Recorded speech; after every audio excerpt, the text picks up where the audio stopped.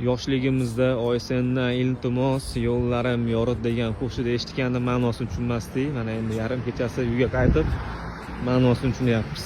Yarim kecha uyga qaytyapti erkak, o'zin ovutishga xasta ovozda eski bir qo'shiqni aytyapti erkak.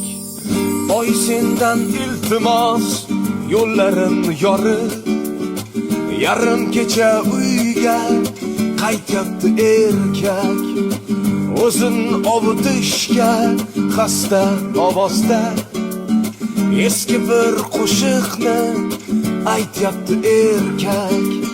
Sevganiga gullar olib berolmay qadoq qo'llarini urar devorga, cho'ntagiga puldan solib qo'y hayot, u qiz tegmasidan boshqa birovga.